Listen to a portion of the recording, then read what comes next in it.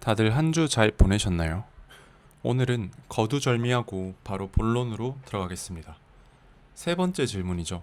당신의 가치관은 정말 스스로 선택한 것인가요?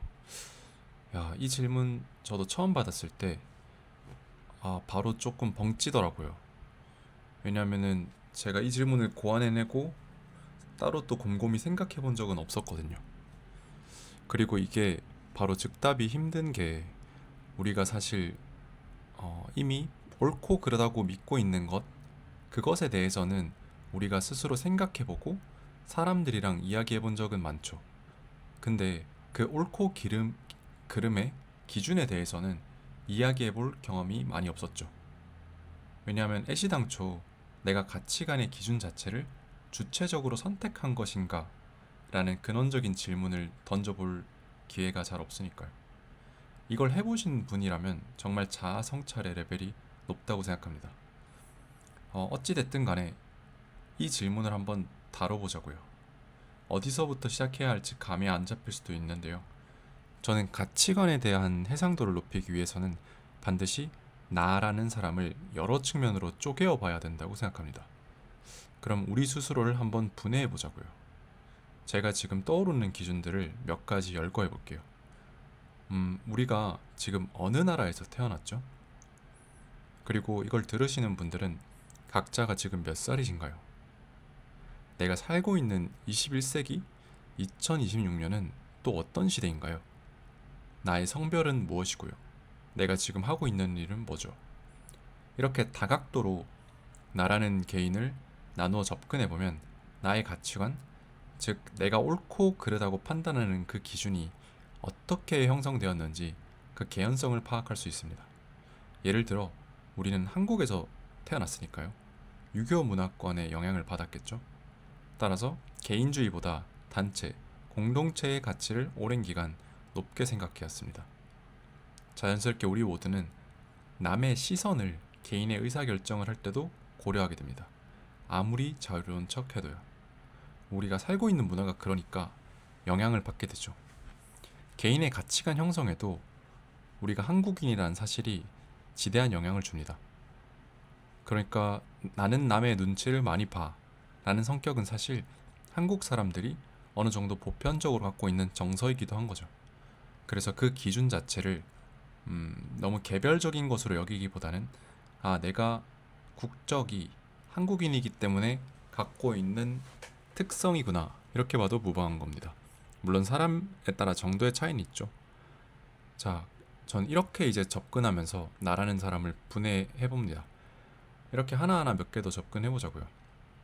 그 내 가치관이 나 내가 속한 특징 어디에 귀속되는 건지 말입니다. 그럼 몇 가지 또 얘기를 해보죠.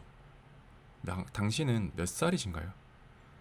물론 이것도 나이에 관계없이 자유로운 삶의 양식과 생각들을 가질 수도 있는데 지금으로부터 5년 전, 10년 전, 20년 전을 생각해 보자고요. 현재의 당신과 그때의 당신의 생각이 생각하는 거에 많이 다를 거예요. 물론 사람들이 나이에 구애받지 않고 가질 수 있는 가치관도 있겠죠. 변하지 않는 자기만의 소신, 진리 같은 것들이요. 그런데 엄밀히는 특정 나이대에 또 유독 강하게 형성되는 가치관들도 있습니다. 왜냐하면 우리의 정신을 담고 있는 신체가 변하고 노화해가니까요. 직관적인 예시로는 이렇게도 볼 수 있겠죠. 30대는 20대나 10대보다 경험의 총량 자체가 많기 때문에 나의 위치를 조금 더 객관적으로 파악하게 되죠. 그러니까 전보다 모험심이 크지 않고 안정지향적으로 바뀌는 사람이 많아집니다. 또 반면에 어릴 때는 조금 더 도전적이고 모험적인 의사결정을 하기도 하죠. 이것은 나이와 신체의 변화에 에너지의 변화에 따라 우리가 의사결정을 할 때도 기준을 영향받을 수 있다는 것이죠. 네, 이것도 가치관의 변화이고 이 변화는 나이의 변화와 연관성이 있습니다. 자, 또 한번 이어서 이야기해보죠. 지금 21세기 2026년입니다. 우리가 2026년 현재를 살아가고 있기에 받아들이는 가치관도 분명히 있을 거예요. 왜냐하면 2006년, 2016년 혹은 더 거슬러 올라가서 1996년과도 우리가 만약 그때 살았으면 지금이랑 달랐을 테니까요. 뭐 지금 시대를 관통하는 핵심 중 하나를 꼽으라고 하면 AI가 아닐까 싶어요. AI가 있기 전과 후에 우리 가치관은 같을 수가 없죠. 예를 들어 AI가 있으면 단순 반복적인 업무는 AI에게 맡기게 되니까 우리는 조금 더 창의적이고 응용할 수 있는 분야의 가치를 느끼고 시간을 쓰게 됩니다. 그게 더 바람직한 행동이라고 생각하게 되니까요. 자, 그럼 마지막으로 하나만 더 해볼게요. 성별이요. 마찬가지로 내가 어느 성별인지에 따라서 형성되는 가치관이 어느 정도 있어요. 이게 특정 성별의 어떤 고정된 젠더 관념이 당위처럼 받아들여야 된다는 것이 절대 아니라요. 뭐 치마를 입는다거나 화장을 하고 군대를 가고 이런 것들이 각 사회마다 어느 정도 문화 간섭적으로 전해지는 것들이 있어요. 네. 그리고 조금 자율성을 갖고 있는 분야는 직업일 것 같아요. 내가 어떤 일을 하냐 하지 않냐에 따라서 내가 갖고 있는 가치관도 영향을 상당히 받죠. 지금 이렇게 쭉 열거해 보시니까 좀 어떠신가요?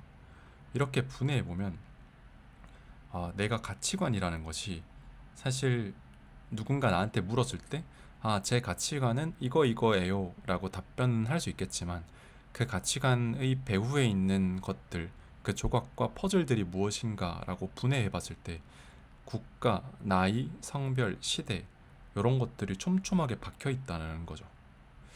그러면 어떤 분들은 이렇게 느끼실 수도 있어요. 야, 난 뭐지? 내가 나의 가치관이라고 생각했던 것들이 사실상 내가 나를 구성하고 있는 것들에 내재되어 있는 특성에 불과했나? 이렇게도 볼 수 있는 거거든요. 그러면은 여기서 잠깐 멈추고 스스로한테 한번 물어보세요. 내가 앞서 말했던 그런 요소들에 의해서 피동적으로 영향받는 가치관이 아니라 정말 독립적인 가치관이 있는지요. 이건 개개인마다 다를 것 같습니다. 근데 어쨌든 이 논의를 계속 이어나가자면 여기서 이제 끝나는 것이 아니라 한 번 더 생각을 해봐야 돼요. 왜냐하면 이렇게만 생각해버리면 뭐야, 나는 결국 환경의 산물일 뿐인 건가? 라고 의지를 잃어버릴 수도 있거든요. 이 문장을 빌미로 모든 현재의 나를 환경의 탓으로 돌려버리는 패착에 빠질 수도 있습니다. 그리고 이게 더 안 좋아지면 결국 어쩌면 가장 우아한 면죄부가 되기도 합니다. 내가 하고 있는 잘못된 결정이나 우울한 태도라고도 할까요? 시대 탓, 부모 탓, 사회 탓. 이게 정말 일견 맞는 말이기도 한데요. 이렇게 생각했을 때 빠지게 되는 가장 큰 오류는 내가 주체성을 완전히 다른 요소들에 넘겨버려서 혼자 할 수 있는 게 없어져 버린다는 거예요. 이게 정말 경계해야 되는 거거든요. 그리고 진짜 또 하나 더 생각해 볼 수 있는 재미있는 요소는 나는 그냥 사회가 만든 피조물이야 라는 그 사실 시니컬한 태도조차도 요즘 굉장히 많은 사람들이 쉽게 채택하는 삶의 태도 중 하나라고도 볼 수 있거든요. 왜냐하면 그 회의주의마저도 유행처럼 편승하는 걸 수도 있거든요. 그 다 환경 탓이라는 그 결론마저도 결국 이 환경이 쥐어준 거니까요. 굉장히 아이러니하죠. 그래서 다시 세 번째 질문 돌아가 보면 당신의 가치관은 정말 당신이 선택한 것인가요? 이 질문을 좀 달리 보자고요. 이 선택이라는 단어에만 매몰되지 말아 봅시다. 왜냐하면 선택했냐고 물으면 마치 우리가 객관식 중에서 고를 수 있었던 기회를 부여받았던 것 같잖아요. 근데 그런 순간이 우리 인생에는 없었죠. 나이, 성별, 국가, 외모, 가정환경 이런 것들은 우리가 선택한 것들이 아닙니다. 그러니까 이런 영향을 아예 안 받은 나라는 건 존재하지가 않아요. 우리가 전부 이미 영향을 받은 요소들로 인해 내가 구성됩니다. 그래서 제가 여기서 던지고 싶은 질문은 선택했냐 안 했냐에서 머무는 게 아니라 내가 현재 갖고 있는 가치관, 내가 갖고 있는 가치관과 그 퍼즐을 검토해 본 적이 있냐, 내가 그 인과관계를 한번 살펴본 적이 있냐, 이 과정이 반드시 필요하다고 봐요. 이 지점에서 그냥 머리 아픈데 라고 단념하시면 안 됩니다. 사유를 해야 됩니다. 왜냐하면은 그 사유 과정을 거쳤을 때 겉으로 봤을 때는 이 두 사람이 같은 가치관을 갖고 있더라도 이 앞에 단에서 내가 그 사유하는 과정을 밟았는지 안 밟았는지가 정말 그 사람의 깊이가 달라지는 결정적 차이가 되거든요. 이 과정을 밟으면 나에 대한 이해도가 굉장히 올라갑니다. 나에 대한 이해도가 어느 정도 있어야지 각자의 고유성을 극대화할 수 있습니다. 그리고 우리가 가치관을 또 액세서리처럼 막 바꿔 끼울 수는 없잖아요.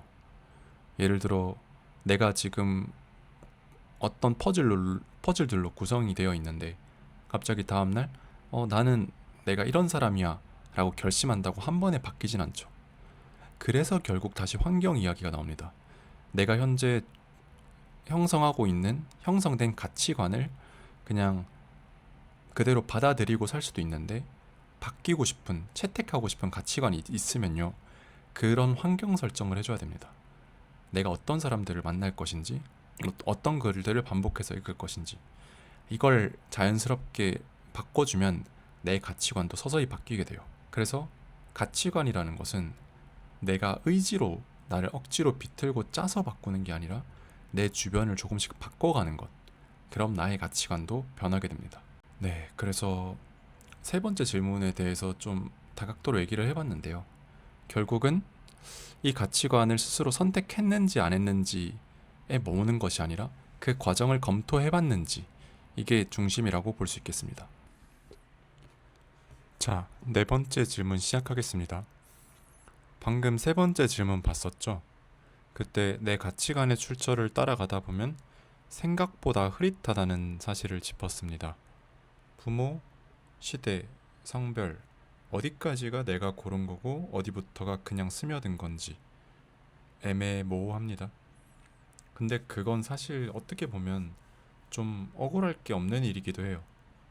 왜냐하면 내가 어떤 부모 밑에서 태어날지, 어떤 시대를 살아갈지 애초에 우리가 고를 수 있는 게 아니었으니까요. 그냥 주어진 거잖아요. 근데 이번 질문인 알고리즘과 관련된 거는 조금 달라요.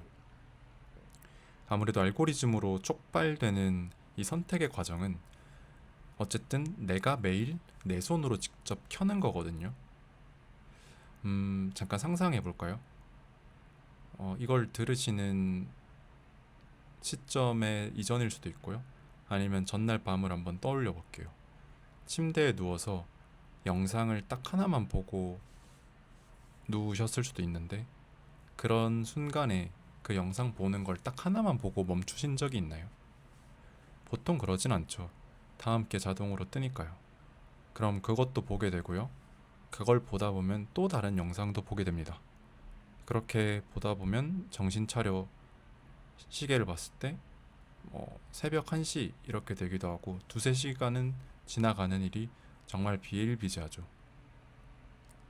이게 지금 현대인들한테 거의 모든 현대인들한테 거의 매일 일어나는 일이라고 말해도 무방할 것 같아요. 제가 드리고 싶은 말씀은 여기서 그 영상을 보는 건 좋다 이거예요.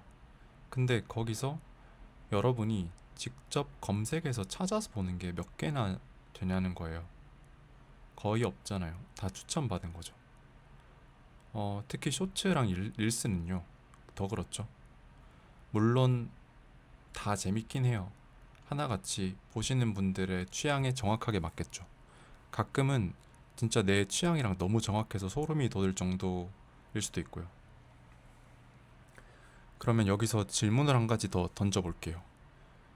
그게 내 알고리즘은 잠깐 생각하지 말고 그렇게 영상들이 뜨는 게 정말 내가 취향이 확실한 사람이라서 그런 걸까요? 아니면 매번 알고리즘이 내 취향을 그렇게 형성해가고 있는 거라고도 느낄 수 있을까요? 요즘 왜냐하면 이런 얘기가 많잖아요. 알고리즘이 다 골라주니까 이제 내 취향도 생각도 가치관도 내게 아니다 이렇게 말하는 거예요. 이걸 잠깐 생각해보면 일단 절반은 분명 맞는 말이에요. 근데 여기서 뭐랄까요, 이 사실에 동의는 하면서 아무 대처를 하지 않으면 사실 정말 아무 의미가 없죠. 고민했다는 건 아무 의미가 없어요. 뭔가 조치를 하지 않으면요. 알고리즘이 우리한테 뭘 골라주려고 하면 먼저 뭘 해야 할까요? 알고리즘 입장에서는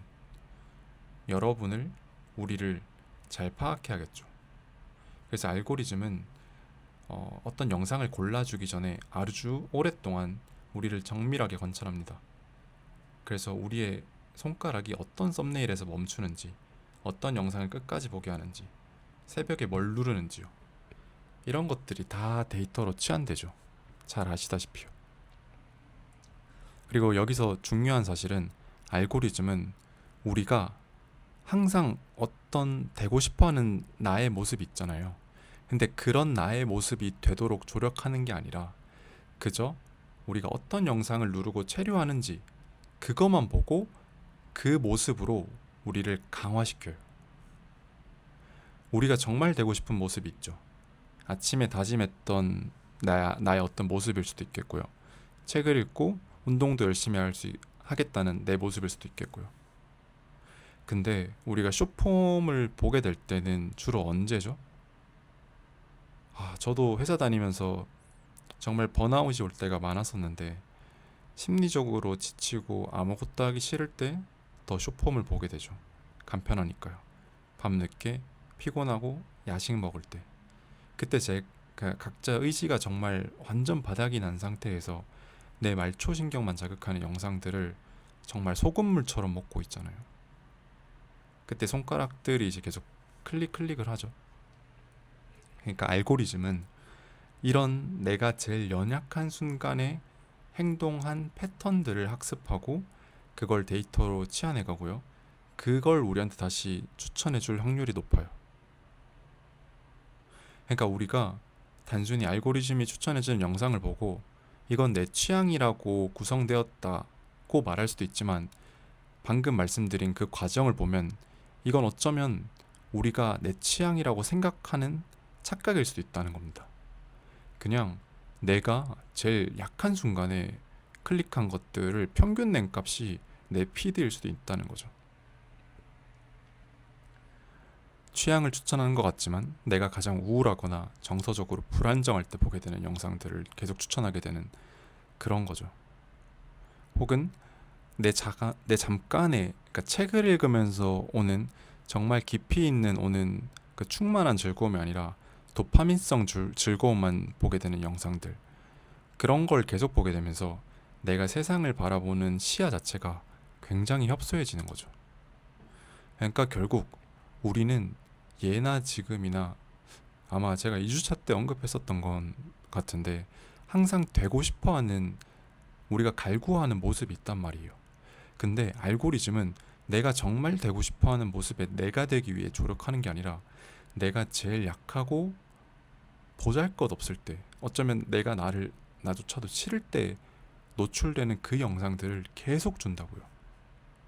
물론 이게 개개인별로 제가 어떤 그 피드로 구성되어 있는지 몰라서 일반화하기 힘들지만 정말 이럴 가능성이 높다고 생각을 해요. 좀 논의를 한 발자국 물러나서 넓은 시야에서 볼게요. 알고리즘에만 국한되지 않고요. 예컨대 누가 선택을 골라준다는 게 그 본질적인 메커니즘만 보면은 어쩌면 새로운 일은 아니긴 하거든요. 우리가 어린아이였을 때도 보자고요. 우리의 부모님이 우리의 선택을 거의 다 골라주고요. 우리가 태어났을 때 이미 성별도 골라지고요. 어느 나라에서 태어날지, 몇 년도에 태어날지도 다 골라진 거죠. 그쵸? 그래서 우리는 이 골라진 환경에서 그 어떻게 보면 빚어지는 존재거든요. 수동태로. 이거는 알고리즘이 생기기 전부터 한참 그랬던 거죠. 그러니까 알고리즘이 영상을 골라주는 것도 맞지만 그냥 본질적으로 우리는 이미 주체적인 선택을 하지 않은 부분이 인생에서 굉장히 많다는 얘기를 하고 싶었습니다. 근데 그럼 알고리즘이랑 이전의 것들이랑 본질적으로 같다고 동일한가요? 그건 절대 아니죠. 다른 게 있어요. 마찰이에요. 마찰. 마찰이 뭐냐고요? 예를 들어 부모님의 가치관이 어느 순간 내가 성숙해졌을 때 받아들이기 힘들면 반항할 수 있잖아요. 내가 왜 그래야 하는데 하고 들이받을 수도 있죠. 이게 마찰이죠. 근데 알고리즘은요. 전혀 마찰이 없어요. 왜냐? 거슬리지가 않거든요. 애초에 사람의 말처럼. 너무 매끄러워요. 야, 이거 보시면서 이걸 내가 봐야 되나? 하고 생각하는 절차 자체가 없는 경우가 다반사죠. 어떤 영상을 추천해 줄 때, 뭐 관심 있음 없음 이런 거를 광고로는 물어보는데 다른 연관 영상들은 동의를 구하는 창 같은 게 아예 안 뜨잖아요. 그냥 다음에 스르륵 재생되지. 이게 정말 심각한 문제거든요. 이거는 진짜 좀, 이거만 극복해도 진짜 좋을 것 같아요. 우리 모두가. 갑자기 에리 프롬, 제가 정말 이제 소유나 존재나를 정말 감명 깊게 읽어서 에리 프롬이 한 말이 또 하나 떠오르는데요.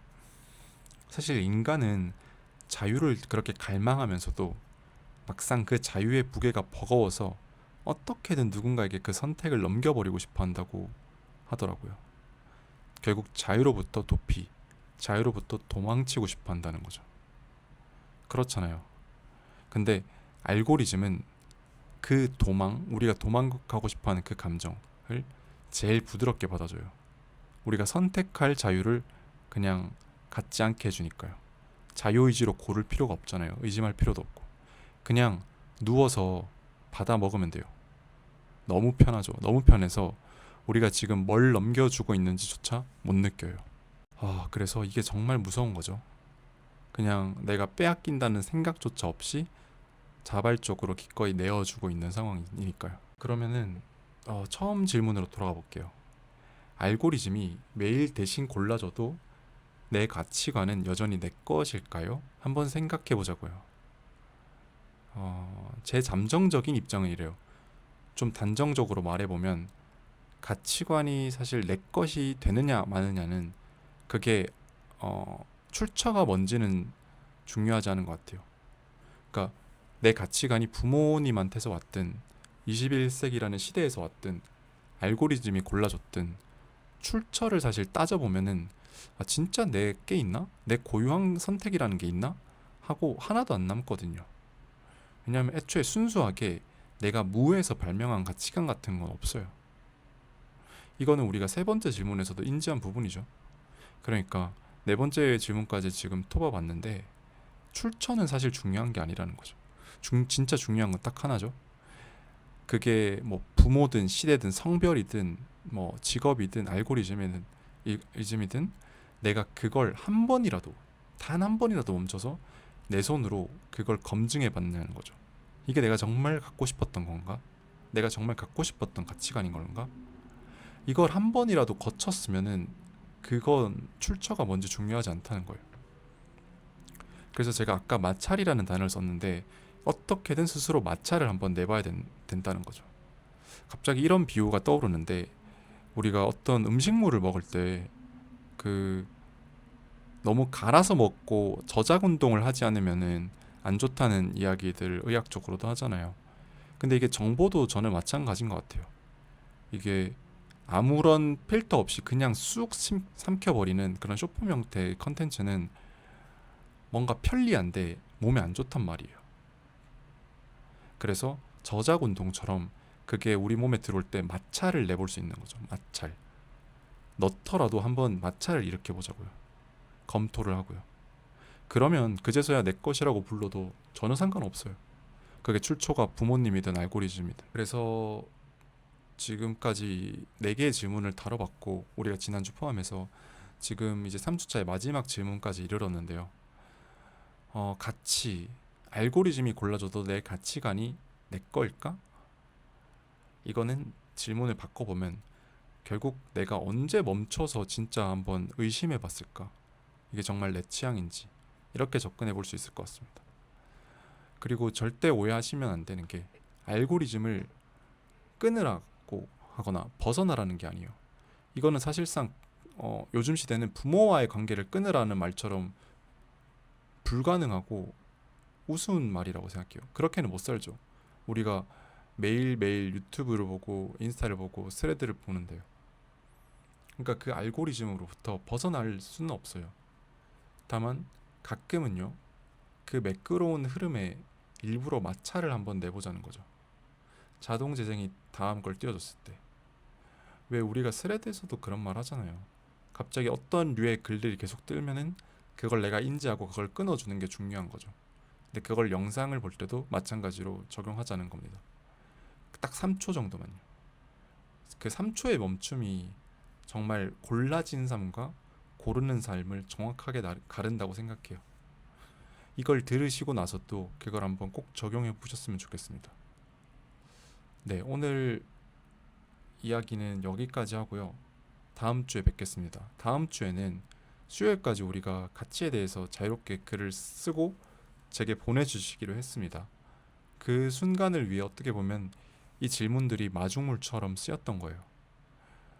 정말 그 이 6월이라는 달을 우리가 지금 몇 년을 살았습니까? 이 6월이라는 달을 어쩌면 이게 비용을 지불하고 같이 이 프로그램을 바른 건데 우리가 이 가치라는 주제에 대해서 내가 이 돈으로 이 사유를 샀다고 생각해 보자고요. 그만큼 이번에는 이 주제는 정말 한번 내 언어로 짚고 넘어가 보자. 이렇게 한 번만 해보면 내가 누구를 만나던 너 가치관이 뭐야? 너 뭘 가치 있게 생각해? 라는 질문에 대해 훨씬 높은 해상도로 답변할 수 있다고 저는 믿습니다. 네, 아무튼 마지막에 조금 제가 또 감정이 고조가 됐는데요. 여기서 마무리하고요. 네, 수요일에 글로 일단 제가 기다리겠습니다. 감사합니다.